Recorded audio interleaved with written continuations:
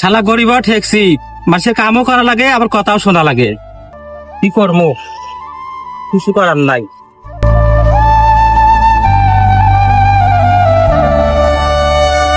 হ্যাঁ বেটা, তোরা সকালবেলা তুলবার কইছি এই মালগুলা, এখন তুই তুলে শেষ করার পাইছিস না।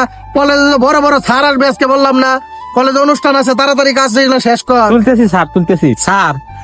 একা কাজ করা জুলুম হওয়া যায়। এত বড় একটা কলেজ আপনাকে বললাম যে একটা লোক লেখে দেন সাথে, তাও রাখলেন না। আমি কি করবো, এই কারণে কাজ করতে একটু লেট হয় স্যার।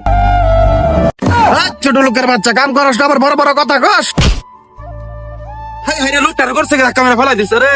ভাই উঠুনছেন ভাই।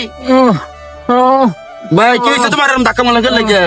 মাল ঠিক মতো কাম করি না দিই, এত বড় কলেজ হারিয়ে পাই না, সারা করে মন পাই না আমি। আমরা গরিব ঠেকছি, গরিবের দুঃখ কে বুঝো না। তুমিও গরিব, আমিও গরিব। তোমার যে এ সারে ধাক্কাটা মারলো, এ কাম কাজ ঠিক করো না, দেখে কাম কাজ ভুল হইতে পারে, তাহলে কি আমার কি মারতে পারবো? আজকে এই সারের আজকে জবাব আজকে দিয়ে পড়েন তো যেমন লাগবো। আচ্ছা ঠিক আছে, আপনি উঠুন, উঠুন একটু। আপনার গরিব লোকটার মালান কে লাগে? আপনার কাম কাজ ঠিক মতন করে না, তার লাগে কি আপনি ওরা মারতে পারবেন? আমি ওরা ধাক্কা মারছি দেখা, তোর কাছে কই ফদ দিউন লাগবো? তুই কেডা আবার? আমি কোনো কৈফত দিতে রাজি না। কৈফত কি?